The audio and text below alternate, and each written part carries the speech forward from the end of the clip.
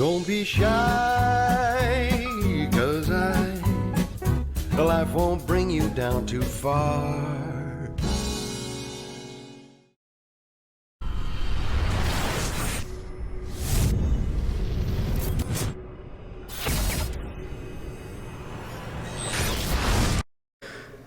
Andrew McCART, IFL TV in association with MTK Global. I'm joined by the victorious Maxi Hughes. Maxi, what just happened there? I did what I knew I could do, and what my gym mates and everybody who knows me, finally I've pulled it out bag, level playing field, and I've done what I know I can do. Just did it, I'm buzzing. The thing is, you boxed Liam Walsh, came up short. You boxed Martin J. Ward, came up short. I think you boxed Martin J. Ward twice. Three times, yeah, so there you go. Is this third time lucky for you? I think so, yeah, and like I said earlier, it's just a shame there's no belt online, but you know, I'm still buzzing. It means a whole lot. It just proves to myself. I knew I could do it, but until I'd actually done it on the stage against a big name, it means a lot to me. And I just want to say, done it for my little girl, Bo, and my late granddad. He died beginning of this year. He were a massive fan of mine. That's why I'm named after him. He's been to all my big fights, and I'm just gutted that he's passed away and he's not able to see this win, because he'd be absolutely buzzing. Well, the win against Jono Carroll, I mean, Jono's had a superb win against Scott Quigg, stopped him in the 11th round. Jono, he's fought for a world title. Yeah. He was possibly, arguably on the cusp of fighting for another world title, maybe two fights away. Where does that leave you? God knows, because like I said, it's for no belt, so I've got nothing to give anyone. So champions and whoever, they're probably not going to want to face me, because there's no reward for them. I'm a big risk because I've shown I can do a job, but they're not going to gain no. But we'll see. I'll let my management team and hopefully MTK now. Hopefully they've got a contract for me, but whatever comes my way. Just the big fights. If I get whatever big fight comes, I'm happy to have whatever. Like, I think that you've proven yourself in the terms that you have proven that you can do it. And you mentioned there at the start of the interview that 11 playing field. You're not the away fight. I felt like you went that way, even though you're not the away fight in terms of the show. But there was no fans. There was nothing like that. I felt like it was a spread. Like there was no support. There was no booing or anything like that for you. Do you feel? Is that what you mean by 11 playing field? It was just you and Jono. And like. You know what as well, that with strangely I enjoyed it with the no fans, you know. I like my fans being here cheering me on, but it was strange. It were like relaxed. Like me and Jono had a few words, like we bumped heads or we hit low and we're like, oh sorry pal, sorry, and it's like, come on, watch your head, and it's like we were sparring. It's like it was like a gym atmosphere, because we could hear our coaches clear as day. Yeah, it was strange. Would you like it to stay like this forever then? No, of course not. No, it's great with atmosphere. Cheers, Lee. Got my pen ready, pal. That was Lee Eaton over there. Yeah, cheers, Lee.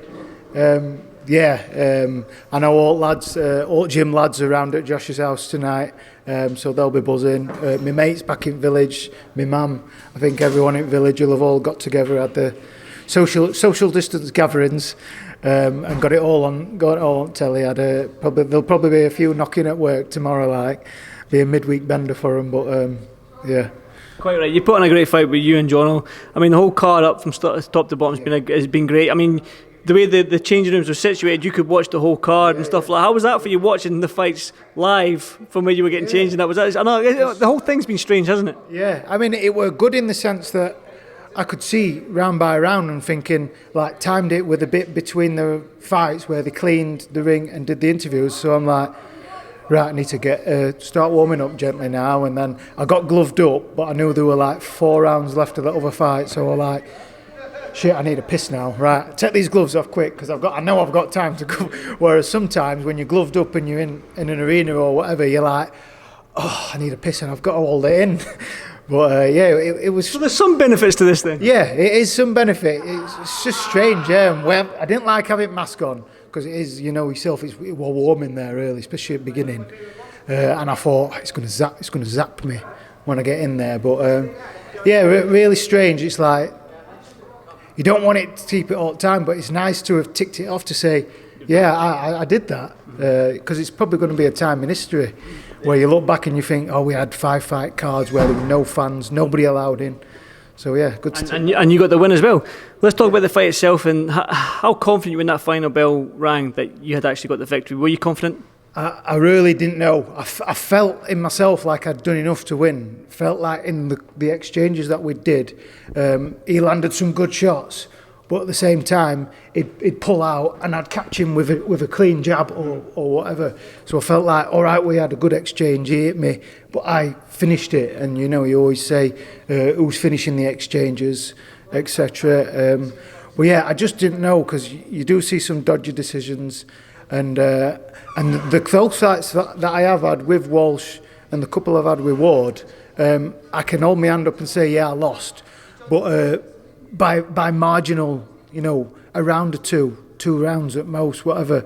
But when the scorecard is read out, it's like I ain't turned up. I'm like 5 and 6 rounds behind. I'm like, are they even watching? You know, why have they even turned up? So in the back of my mind, I was thinking that. I thought, Jono's an MTK lad. Are they going to give him? You know, I knew it were a close fight, and you know there was some tight rounds. And I thought, are they just going to give him to Jono because he's the MTK lad? He's fought for a world title, so that were in my mind. But deep down, I thought, surely I've done enough.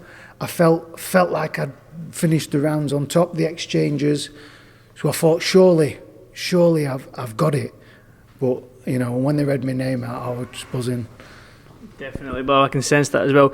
You did land the cleaner shots, it seemed, on Jono. When you talk about you cutting out the exchanges, you were landing the biggest shots. Do you think that was the telling factor in the fight? I think it must have been, yeah, because he's fit. He's a real fit kid, and he's got that work rate and that explosive where he'll let him go up and thingy. But whereas I was trying to think tight, and we've worked for weeks, bump, you know, finishing, keeping shape and clinical punches like, and that was probably what did it for me tonight. The thing is as well, look, before I let you go and enjoy the rest of your night, the thing is Jono, we spoke about where Jono was in the world, you know what I mean, beat Scott Quigg, the thing. Yeah. What do you have to do to get these big names now, these bigger fights? But there we go, there's Sean O'Hagan.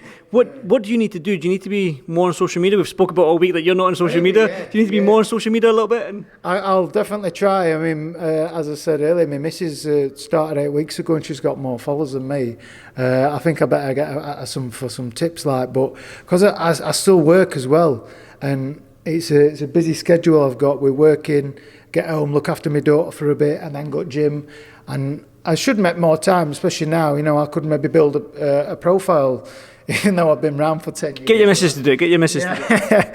Yeah, she can take some good pictures of me, like, and get them posted, like, sure, that might raise me. And maybe it's the trash talking as well, but I just can't bring myself to do it because it's just not me. Mm-hmm. I'm a quiet, no-nonsense kid. I train hard, I get in and I just fight.